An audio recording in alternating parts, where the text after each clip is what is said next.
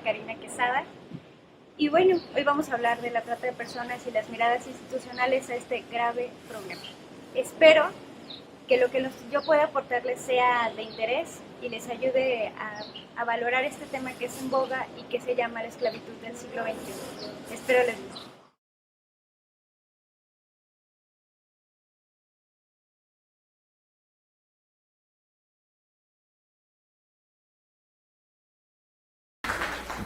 Bueno, pues muy buenos días, espero que me dé la voz para que nos alcancen todos por allá. Buenos días, yo soy la licenciada Karina Quesada, ya el maestro Miguel Espinosa me presentó.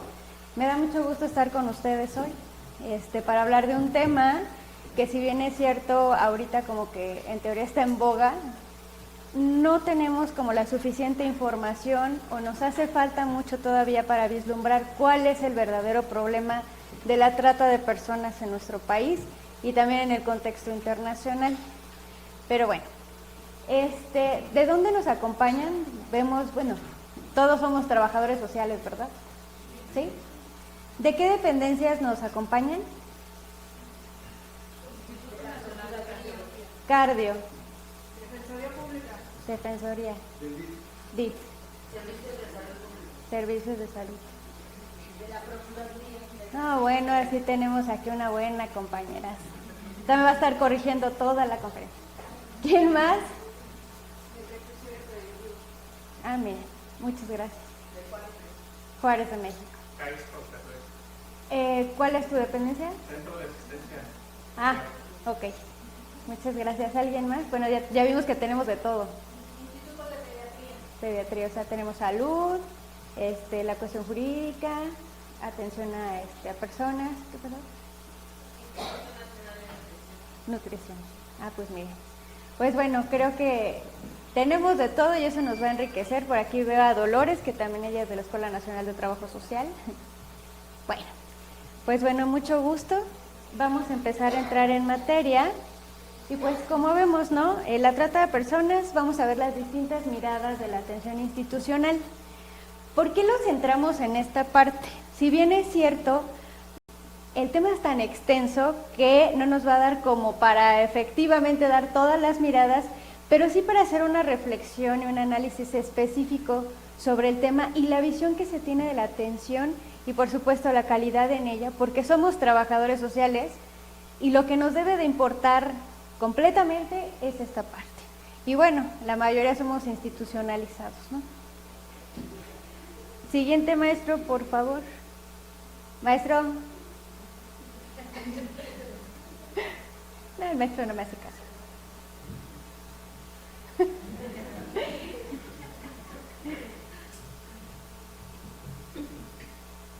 Bueno, vamos a empezar a ver qué es la trata de personas.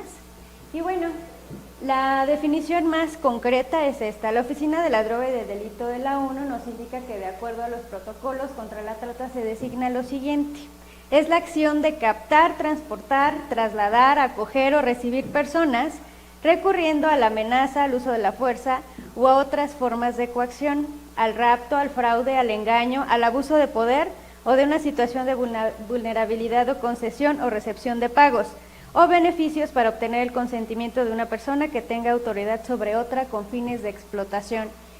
Y ustedes me dirán, ¿todo eso? Sí.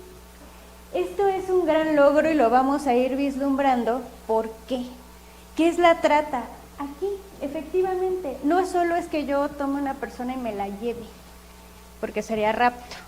No es solo que le diga a alguien o la obligue a hacer alguna cosa que no quiera. Tiene que tener un medio, un fin y un propósito. Y la manera en cómo la capto. Entonces, todas estas partes que se enumeran aquí son las que van a conformar el delito de trata. Siguiente, por favor.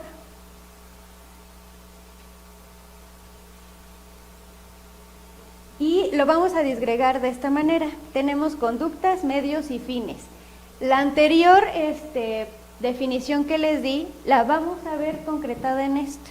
Y ahorita le vamos a ir van a ir vislumbrando por qué. Lo que les comentaba, las conductas. ¿Qué conductas van a hacer que sea un delito? Pues bueno, la captación, ¿no? El transporte, el traslado, la acogida, o sea, no es nada más que yo la lleve. También las personas que ayudan a recoger o a ser parte de ese proceso, también es parte del delito. Ahora, los medios, pues los medios son muy importantes, ¿no? Tenemos la amenaza, el uso de la fuerza, la coacción, el rapto. Esa es la manera en cómo yo me voy a atraer a las personas para poder obligarlas a hacer algo que no quieren, ¿no? Ahorita vamos a ir a ver qué cosa es lo que no se deben de hacer, ¿no? O a qué los estoy obligando. Los fines, la explotación, ¿no? Va a ser la prostitución ajena u otras formas de explotación sexual, los trabajos, los servicios forzados, la esclavitud o prácticas análogas a la esclavitud, la servidumbre o la extracción de órganos. Estos son los fines. Entonces, esto nos va a ayudar mucho a vislumbrar dónde está el delito y cómo se comete y en qué partes lo podemos captar de inmediato. ¿Ok?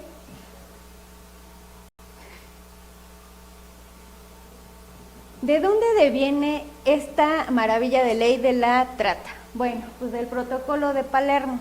Esta información la pueden encontrar también en la página de la Procuraduría General de la República, en la CNDH, y es con la que nos quedamos, que es la donde nos enumera todo lo que es el Protocolo de Palermo y nos lo conceptualiza. Fue ratificado el 25 de diciembre del 2003 para prevenir, reprimir y sancionar la trata de personas, especialmente mujeres y niños, que complementa la Convención de las Naciones Unidas contra la Delincuencia Organizada Transnacional. Esta adhesión ha impulsado la reforma de la Ley General para prevenir, sancionar y erradicar los delitos en materia de trata de personas para la protección y asistencia de las víctimas de estos delitos, y la instalación de la ahora Comisión Intersecretarial para prevenir, sancionar y erradicar los delitos en materia de trata. Y ustedes dirán, ¿y todo este rollo? Sí, porque se dan cuenta, Naciones Unidas tenía esto de delincuencia organizada transnacional.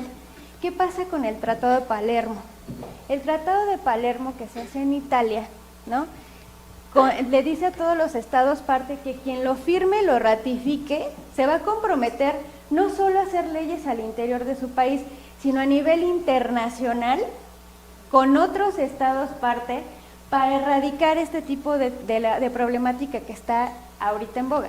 Estamos hablando del 2003, estamos en 2018 y apenas empezamos con la ley general, ¿no? Y bueno, con otras instituciones que se han formado como FEBINTRA, etcétera, etcétera. Digamos, el avance real ha sido del 2012 para acá, pero está ratificado desde el 25 de diciembre del 2003. ¿Qué es lo más importante del Protocolo de Palermo? Este se hizo en el 2000, por eso en la anterior lámina decía ratificado por México en 2003. Se lanza en el año 2000 y les dice, bueno, a todos los estados miembros, ¿no? Ya está el protocolo, ¿quién se va a adherir? Porque todos esos estados que se adhieran van a tener que tomar en realidad una responsabilidad al interior sin importar las barreras transnacionales, es decir, van a hacer trabajos en conjunto a nivel internacional para erradicar el problema y se van a comprometer de manera internacional en la firma de este tratado. Bueno, su finalidad es prevenir y combatir la trata de personas, con especial atención, por supuesto, a los grupos vulnerables de mujeres y niños. Proteger y ayudar a las víctimas de dicha trata, respetando plenamente sus derechos humanos y, es lo que les comentaba, promover la cooperación entre los estados parte para lograr los fines. Eso es lo más importante, porque sabemos que el problema de la trata no es una situación local, ¿verdad? O sea, trasciende fronteras y muchas veces también es confundida con los problemas de migración. Ah, es que la bronca es que se fue, es migrar. Sí, pero ¿qué está aunado a eso? No es solo que me pasen a las personas indocumentadas y los hago pasar solo como indocumentados, cuando en verdad no sabes cómo vinieron esas personas, que ya venían, como vimos los medios, las conductas y los fines, a lo mejor engañados, a lo mejor enganchados para que pudieran hacer este tipo de traslado, y solo lo tomaban como una situación de migración.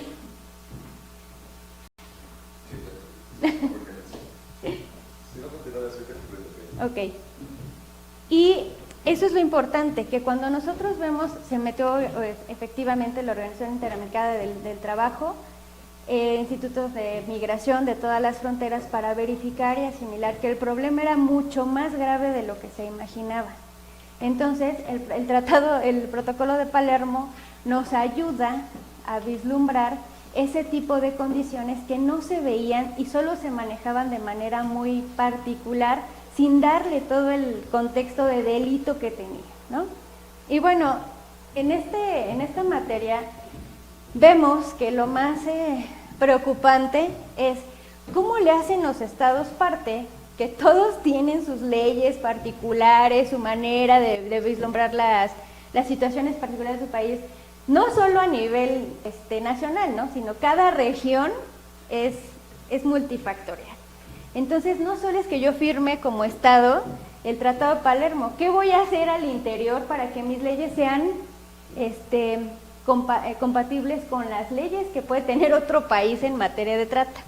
Un ejemplo que nos ponía una mexicana muy apasionada del tema y que está trabajando con una organización internacional en Haití en materia de trata, nos decía, en Haití, por ejemplo, ustedes pensarán que es una locura, pero hay estas cuestiones de los zombies, ¿no? Que les dan algún medicamento o algunas hierbas para volverlos zombies, es decir, para sustraerle su juicio. Entonces, esas personas también son usadas para trata. Es decir, hago este tipo de situaciones y luego como ya no tienes juicio, ¿no? Como ya no eres dueño de ti, entonces te utilizo para servidumbre, para ser esclavo, para lo que yo quiera. Entonces dice, ¿cómo tipificas ese delito en Haití? Por ejemplo, ¿no? Y nosotros lo vemos desde la óptica mexicana y dices, bueno, eso se me hace de locura, pero pasa. Otra situación en Haití es que las mujeres mayores de 18 años ya no son consideradas niñas. Y aunque hayan sido engañadas, raptadas, coaccionadas, no les atienden el delito, porque ya se supone que es una mujer hecha y derecha, y entonces bajo ese orden de ideas, pues ya no tenemos por qué, tú quisiste, y si no quisiste, pues ya estabas grande para decidir. Entonces, ¿qué pasaría si a una haitiana la traen a México y quieres juzgar ese delito? ¿No? Entonces tendrías, y la tienes que regresar a su país cuando su país no es delito, pero aquí sí es delito. Se dan una idea de lo que es formar una ley o una legislación internacional que realmente ampare todas esas ópticas, porque entonces pues dirán los tratantes, pues me voy a Haití, ¿no? Porque en Haití no hay ningún problema. Y entonces andamos buscando menoscabos por todos lados. Y ese es un verdadero problema. Ahorita que vayamos viendo las diapositivas, el protocolo de Palermo se dice, o si ustedes lo buscan, está tácito así: protocolo para prevenir, reprimir y sancionar la trata de personas, especialmente mujeres y niños, que complementa la Convención de las Naciones Unidas contra la Delincuencia Organizada Transnacional. ¿Se dan cuenta cómo se va a ir dando forma a todo esto? Es decir, ya vimos los medios, la comisión del delito, las formas y las conductas, porque va a ser para nivel internacional, que es para lo que está el protocolo. Particularmente, en el artículo 5, este protocolo nos establece el ámbito de aplicación tomando en cuenta la prevención, la investigación y la penalización de los delitos, tipificados aplicando el concepto de transnacionalidad y de protección a víctimas. Eso es lo importante. Por lo que les decía, los tratantes siempre van a estar tratando de buscar de qué manera estar dándole la vuelta a las leyes.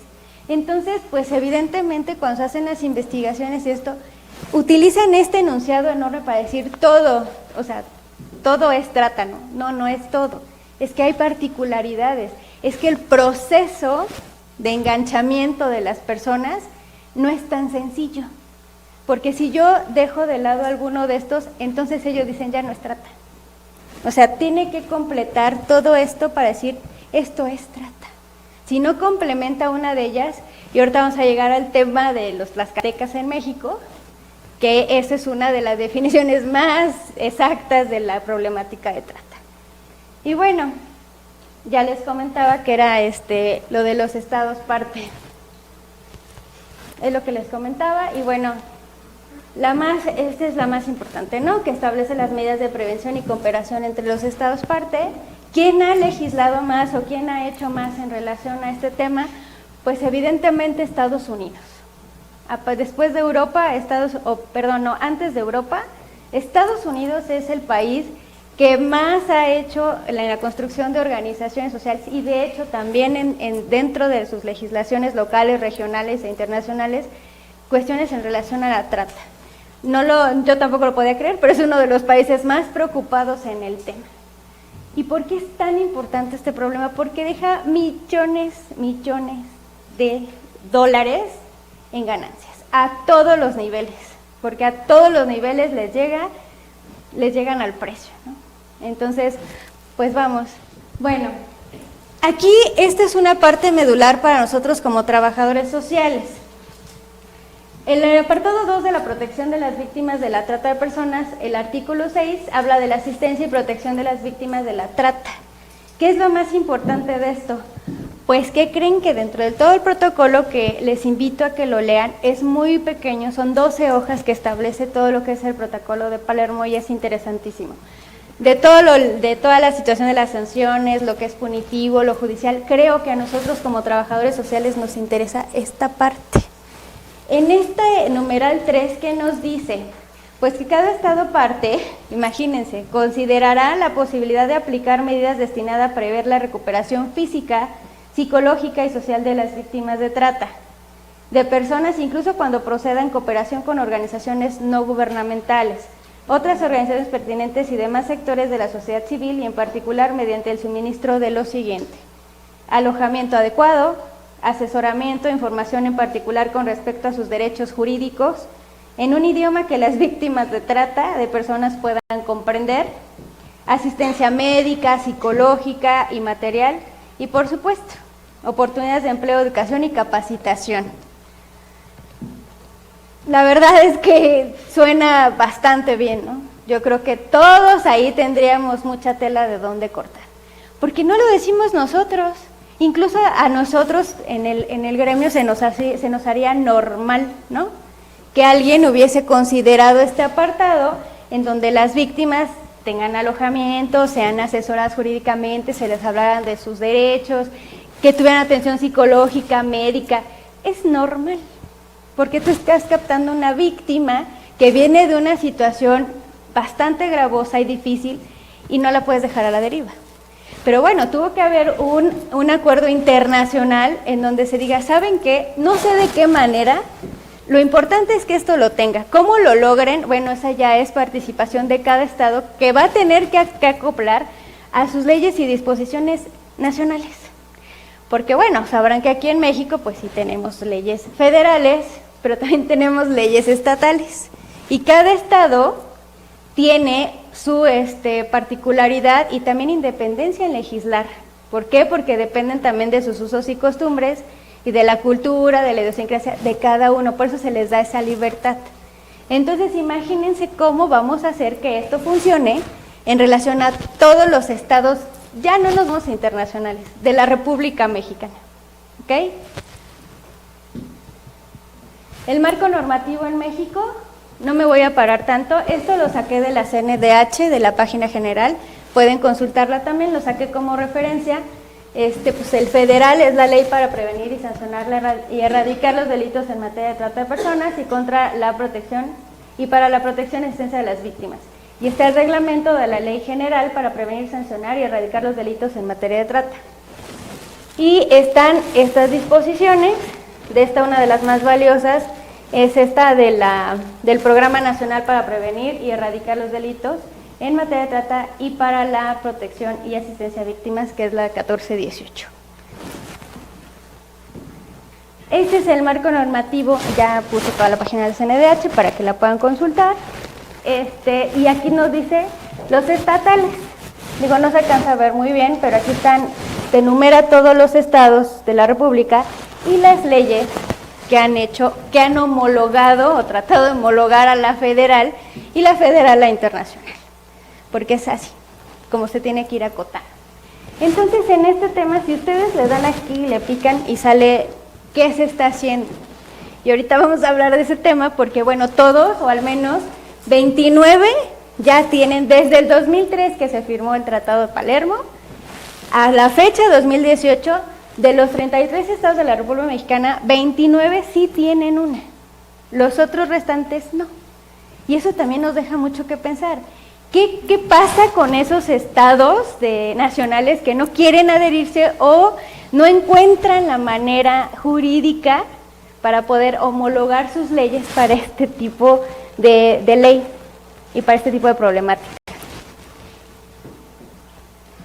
Las cifras. Algunas cifras que tenemos que pues evidentemente son alarmantes y estas las podemos ver en la ONU. Nos dice que, por ejemplo, en Europa, está como por partes, ¿no? Europa y centro de Asia, Américas, hablando de América del Norte, centro y sur y oriente del aula Pacífico y África y Oriente Medio. Estamos hablando que de África y Oriente Medio es el 68% internacional. Luego nos vemos y en Sur Oriente y Asia, pues tenemos desgraciadamente el tema de Camboya y de todo esto. No sé si alguien leyó a Lidia Cacho en Las Esclavas del Poder, cómo relata toda esta parte de los países asiáticos. Ahí desgraciadamente la trata más importante es la infantil. Y bueno, en las Américas, que no nos quedamos nada abajo, que es 44%, ¿no?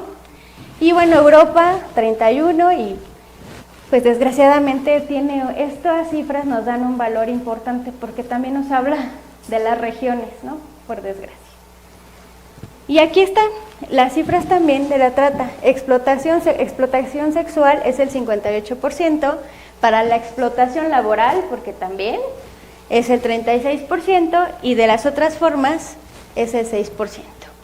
¿Quiénes son los más captados? Desgraciadamente solo es hasta el 2009, porque ese es otro problema, no hay muchos registros. Las personas que a veces sufren trata no quieren ser registradas, ¿verdad? No quieren ser canalizadas y dicen, no, pues yo prefiero pasar desapercibido. Y bueno, el 14% son hombres adultos y el 59% son mujeres adultas. 10% niños y 17% niñas. Ahora, en América Latina, las finalidades más comunes de trata de personas en América Latina, el 64% es sexual, la laboral es 27% y se tienen registrados 4.521 casos. Y bueno, el 9% de esos casos de trata está destinado a otros fines como la mendicidad, la venta de niños, niñas y adolescentes y el tráfico de órganos y tejidos. Esto es importante, ¿no? Porque ya vemos aquí el mapa general de cómo está más o menos América Latina en el sentido de la trata. Y esto, que desgraciadamente también nos alcanza a ver, la fuente de los datos. Esto es bien importante. Hablamos otra vez del registro. ¿Alguien se acuerda que en algunas situaciones nos decían siempre, sistematiza tu trabajo? Sistematízalo. Es decir, darle poder con la información, los datos, las cifras. Eso es importantísimo. ¿Por qué? Porque, por ejemplo, aquí en México, aquí no se alcanza a ver, pero en México dice que la persona o de donde salen los datos para poder ver el impacto de la trata es la Fiscalía Especial para los Delitos de Violencia contra las Mujeres y Trata de Personas, FEVINTRA. Cuando puedan, métanse a esa página, los va a enriquecer mucho y es la que está dando los datos, porque ya se creó esta institución para poder especializarse en ese tema, para tener datos reales y en el contexto que vivimos de cómo se está moviendo este problema. Y bueno, Chile y Argentina y demás, imagínense, Chile y Argentina tienen ministerio público como su fuente que origina los datos y la información.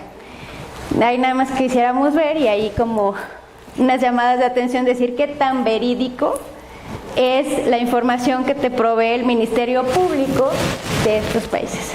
Digo, para esos contextos, porque no han logrado alcanzar los estándares que se solicitan de acuerdo a la ONU para poder verificar la información.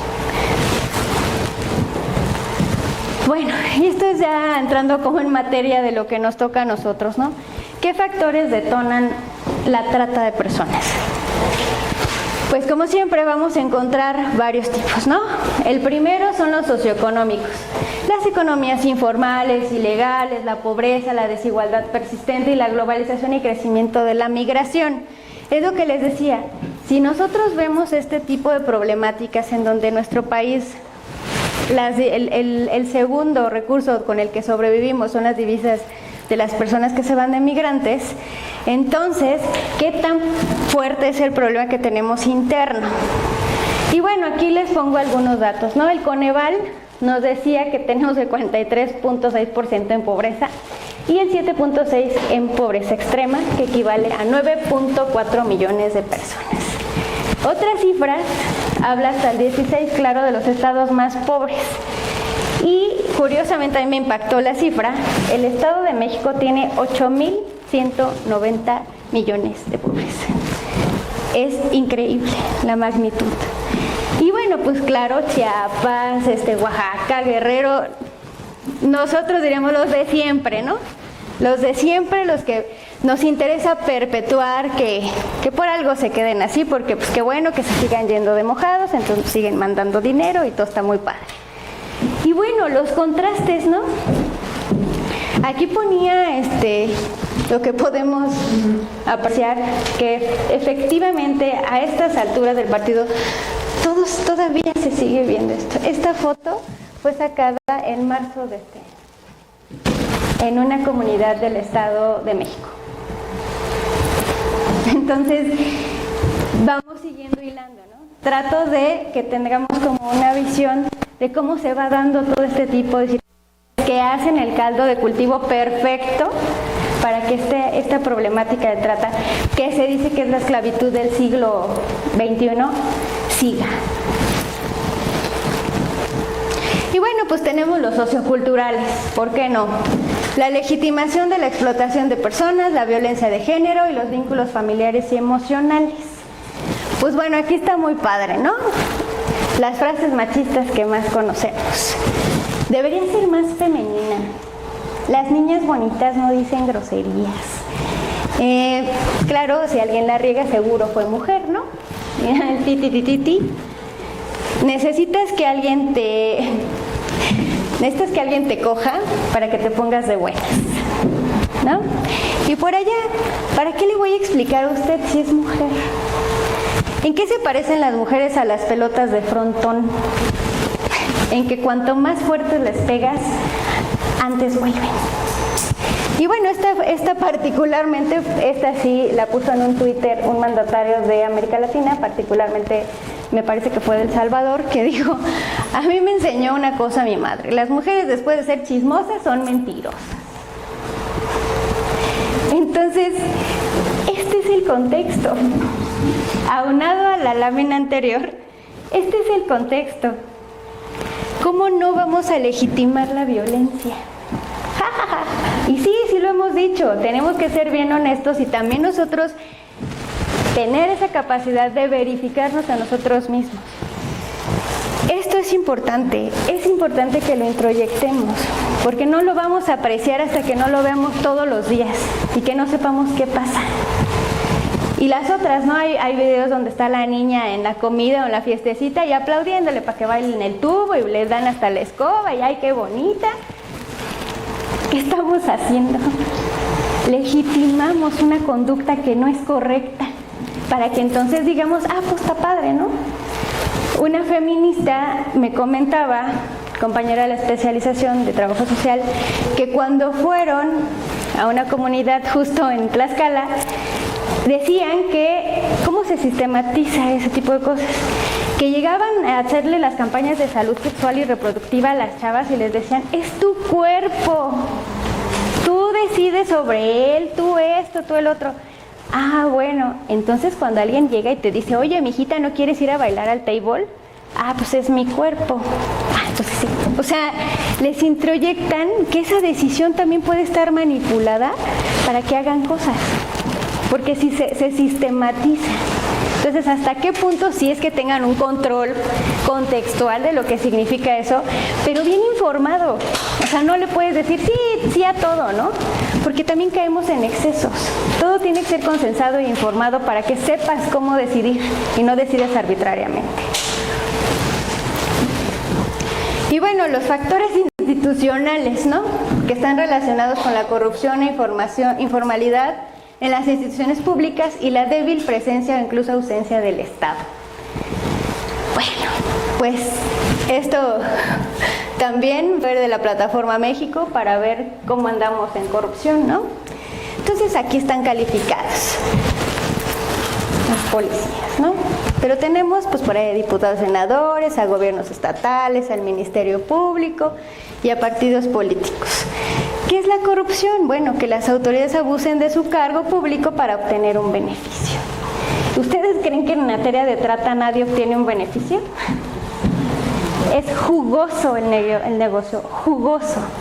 Y está a todos los niveles, agarra parejo, porque a todos les interesa esto. Y bueno, pues estamos viendo, nada más imagínense a qué nivel, ¿no? Desde el más bajo hasta el más alto, pero todos participan de él. ¿Cuáles son las modalidades de trata en México? Perdón por la falta. La explotación sexual, en primer lugar, la explotación de la prostitución ajena, los trabajos o servicios forzados, la explotación laboral, la esclavitud, aunque no lo crean, prácticas análogas a la esclavitud, servidumbre por deudas, servidumbre por gleba, matrimonio forzado, explotación del trabajo infantil, servidumbre, otra vez, y extirpación de un órgano o tejidos o sus componentes. En México, esto es del último informe que dio la CNDH, solo de trata en México. O sea, ¿ustedes se pueden imaginar servidumbre por deudas? Sí, ¿verdad? Desgraciadamente. ¿Ustedes se pueden imaginar matrimonio forzado? Claro, ¿no? Las prácticas análogas a la esclavitud, pues nos hemos, desgraciadamente, digo, acá está una compañera de la Procuraduría General de Justicia que nos podrá contar N cantidad de situaciones que legitiman este tipo de informes, ¿no? Estas son las modalidades de trata que desgraciadamente trabajan actualmente o están tipificadas en México. Y bueno, aquí hago un stop, ¿no? ¿Y el trabajo social qué? O sea, ya vimos cómo está el medio, que el Tratado de Palermo, Protocolo de Palermo, cuáles son los factores, las modalidades, todo esto, ¿no? ¿Cómo podemos identificar el problema? Si todos estudiamos en la ENS, o la mayoría conocerán a Nelia Tello. ¿Por qué pongo esto? ¿Esto qué son? Personas, ¿no? Personas, a lo mejor no se alcanza a ver en todos sus contextos, ¿no? Desde todas, porque nosotros agarramos parejo, ¿no? Y luego tenemos los problemas. Y luego tenemos el contexto. Digo, no está muy trillado el contexto de una ciudad, pero bueno, puede ser cualquier contexto. Esto son lo que nos hace trabajadores sociales, ¿no? Nosotros somos una disciplina que vemos eso, personas, problemas, contextos, porque intervenimos. Nosotros no solo somos estudiosos de los problemas o estudiosos de las personas o estudiosos del contexto. Todo eso que confluye, que va y viene y se regresa porque puede empezar aquí, se va para allá o viene para acá y se va para acá y luego se presenta. Esto es nuestra materia de trabajo. Entonces díganme si no podemos hacer cuestiones importantes en relación a todo el contexto y la problemática que ya les acabo de platicar. Esto es nuestro trabajo. Esto es lo que nos va a hacer únicos. Porque ¿a poco cuando les dije lo del Tratado de Palermo no les suena muy parecido y ya está cercano? Claro, atención a víctimas.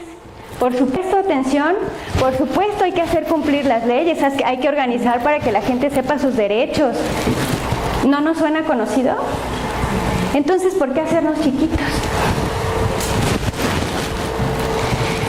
Y es esto, ¿no? Esto es la materia central de nosotros como trabajadores sociales. Somos una disciplina que interviene para provocar un cambio en la sociedad. Lo provocamos. No nos quedamos solo para verificar si esto pasa. Tenemos que hacer que suceda. ¿Cómo? Con las herramientas que tenemos. Somos expertos en diagnóstico social. Nosotros sí sabemos qué le duele a la sociedad, porque empezamos a ver cómo confluye eso. Las personas, el contexto del problema, no, es que se dio por acá. No, es que ¿sabes qué?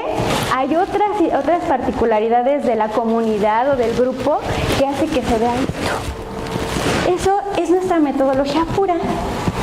El problema es que a veces no la sistematizamos, no le damos ni siquiera nosotros el peso que tiene ser trabajador social, porque se hace. Y tenemos todas las capacidades, estamos formados para eso. Esto, así quiero que lo vean, ¿no? Esto, venta de niños, explotación. A esto hemos llegado, a los productos de consumo. Esto es la trata. Nosotros, ¿qué vamos a hacer para verificar esto? Institucionalizados, claro, que la mayoría también estamos de esa manera, ¿no? Ahora sí, la mirada institucional. ¿Qué quiero decir con esto? Podríamos esperar y ver qué es la institución y cuáles son los problemas y asegúnes y todos los datos que existen en Internet.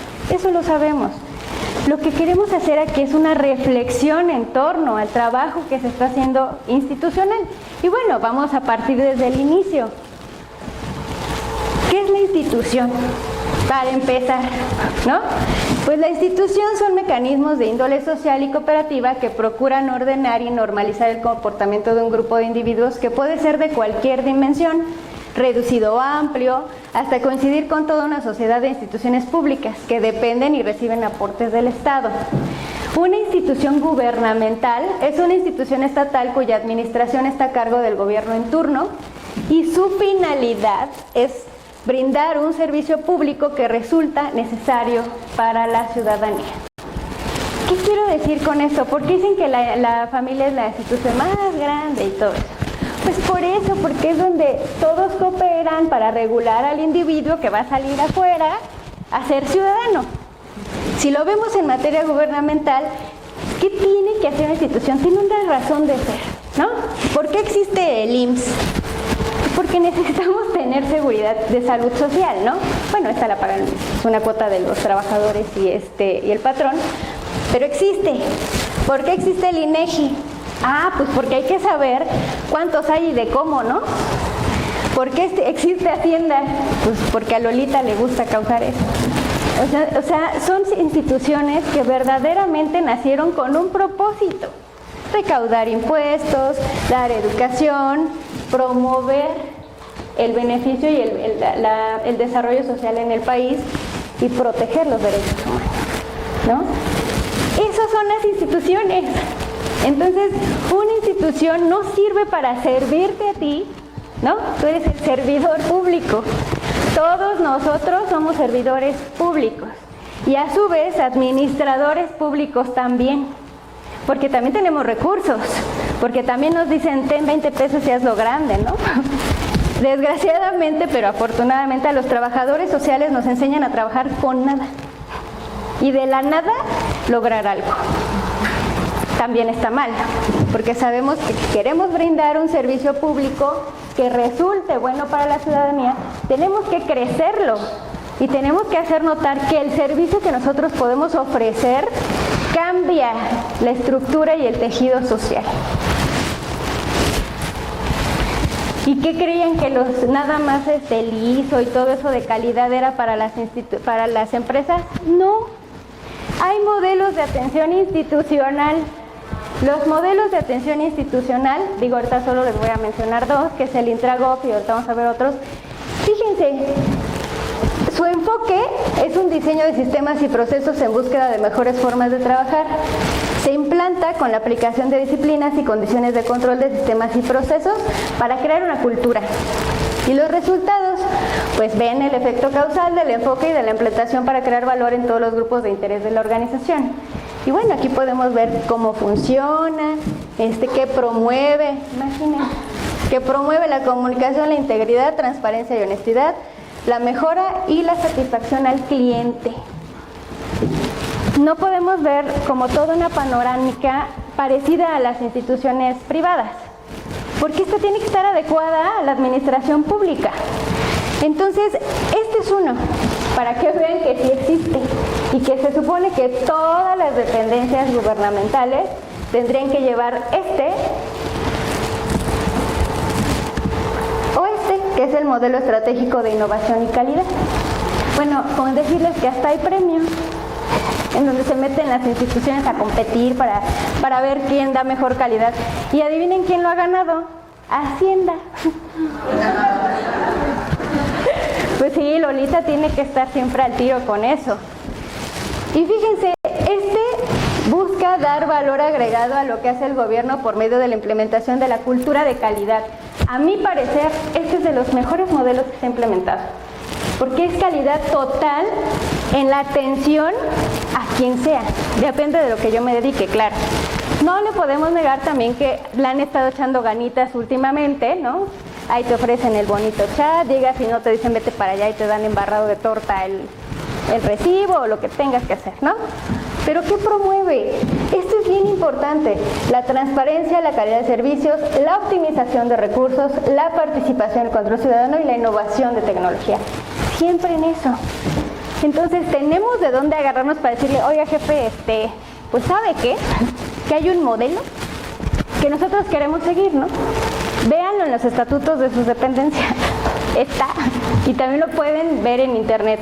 Si quieren recursos, los pueden conseguir a través de este modelo de canción, ¿eh? Ahí se los dejo.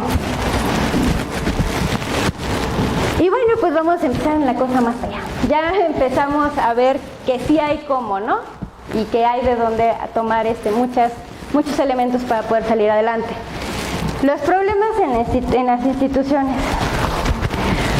Pues bueno, corrupción, informalidad e impunidad, desgraciadamente, ¿no? En las instituciones públicas lo que perdura es la situación de trata de personas, ¿no? Estas tres palabras. Un ejemplo de corrupción son los sobornos que reciben los policías de carreteras para permitir el traslado de víctimas o menores de edad indocumentados. Ese es uno. Y luego, en ocasiones son los mismos empleados del Estado los que solicitan los servicios de las víctimas de explotación sexual. Asimismo, una de las fuentes generales de la trata con fines de explotación son las reglas administrativas de los municipios que aceptan el fraude a la ley mediante la habilitación de centros de diversión nocturna. No es tata, pues es mi compadre. Y yo creo que todos están bien contentotas ahí, ¿no? Es más, los voy a ver todas las noches para ver que estén bien todos. Eso es. Y bueno, se va a todos lados, ¿no? Estos grupos de poder presionan no solo a las delegaciones, sino también a los ministerios públicos, juzgados, etcétera, porque hay dinero para dar y repartir, ¿no? Y bueno, las características geográficas también de algunos territorios dificultan el acceso de la comunicación con otras partes del país, lo que dificulta también el control que puede tener el Estado. Y esta falta de control favorece la comisión de delitos, crímenes y violaciones a los derechos humanos. La frontera, ¿no? ¿O es que qué crees? Que hay un caminito para llegar entre el Estado de México y Michoacán y nadie se lo conoce, más que esto. Y luego, ¿quién entra? Pues si es jurisdicción del Estado de México, de Michoacán. Ah, no, pues yo no sé. No, pues vas tú, no, porque pisó media raya tuya. A ese grado llegan para darle la vuelta a la problemática. Esta es otra también muy importante. La débil presencia estatal se expresa en el limitado acceso a la información y a la educación por parte de la población para conocer sus derechos. Esto desemboca en el poco conocimiento del delito por parte de la población, que es potencial víctima de explotación sexual o laboral. Este desconocimiento ha generado que incluso los mismos padres y madres de familia empujen a sus hijos e hijas a ser víctimas, por ejemplo, a través del padrinazgo. Vete con tu madrinita, hijita, ya me dio 20,000 pesos, ¿no? O 10,000 pesos. Le vas a ayudar en el puesto fulano. Esto es una práctica común desde hace muchos años. Si ustedes les preguntan a sus tías, sus abuelitas, mínimo una de ellas vivió con una madrina o un padrino. ¿Y de qué maneras, no? Ojo con eso, esto no es nuevo. Y bueno, la otra cosa es, por ejemplo, los niños tomateros o todas las personas que se llevan para recoger jitomate al norte. Contaba Yuriria Álvarez, que es la quinta visitadora de la Comisión Nacional de Derechos Humanos, que una vez fueron a rescatar a víctimas de trabajo forzado en los campos. Los agarraron a jitomatazos a los de la CNDH. ¿Por qué? Porque me estás quitando mi fuente de trabajo. Oye, pero es que te trajeron a adrede. No te están pagando lo que deben. No, o sea, ¿es eso o regresar a la foto que les enseñé? Me estás quitando mi trabajo, me voy a morir de hambre. Y la única manera que tuvieron es cuando les enseñaron, oye, ¿sabes qué? Fíjate que a este cuate te paga 5 pesos y por tu trabajo a él le pagan 800.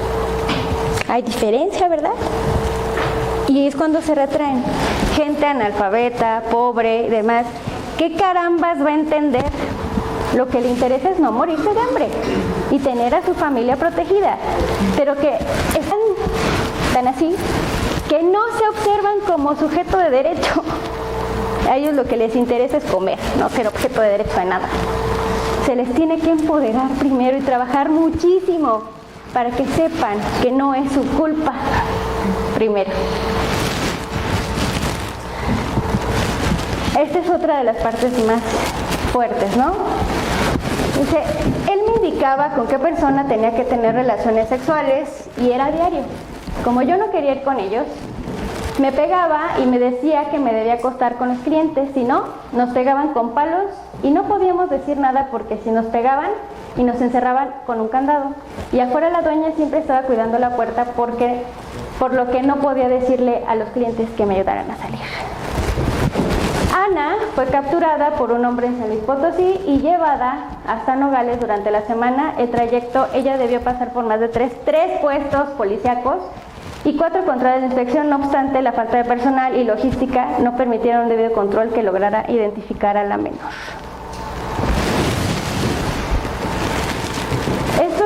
Hablábamos de la desensibilización y de la victimización secundaria, ¿no? ¿Qué pasa cuando llevan estas personas? Porque por aquellos que piensan que todas querían y que era lo que ellas buscaban y que ya estaba grande, ¿no? Hace 2 semanas secuestraron a mi hija, fue a su clase de inglés. Ya en la escuela un muchacho le dijo que afuera le estaba buscando su tía. Al salir a la calle la amenazaron por la espalda con un arma y la subieron a una camioneta donde había otras 4 chicas. La llevaron a un bosque cercano, desnudaron a 3 de ellas, las violaron y les tomaron fotografías. Luego volvieron a subirlas a la camioneta para llevarlas a una casa abandonada. Escuchó a los captores decir que se las llevarían a México para prostituirlas. En un descuido de los secuestradores logró escapar. Gracias a Dios ya está con nosotros. Estos son relatos del 5º informe de la CNDH. Estaba en la escuela, la engañaron. Así de fácil puede ser, por eso lo puse, así de fácil es ser mujer, ¿no? Oye, te habla tu tía, te agarraron y ya no viste a tu familia. Y entonces, ¿qué nos encontramos con el Estado? La victimización secundaria es el resultado de implementar procedimientos de atención inadecuados que trazan una ruta llena de obstáculos que no respetan la vivencia penosa, reactivando emociones negativas en relación con el delito y propiciando una repetición de la experiencia de violencia. Frecuentemente se observa en los ministerios públicos, desgraciadamente. Bueno, también veamos que a muchos dirán, oye, yo quiero hacer bien mi trabajo, pero pues ¿con qué, no? Entonces nos dicen, no cuentan con el personal calificado para desarrollar el modelo de atención a víctimas. Eso nos queda claro a todos. Y decimos, y bueno, y los trabajadores sociales que sí sabemos aplicar modelos de intervención, ¿dónde estamos?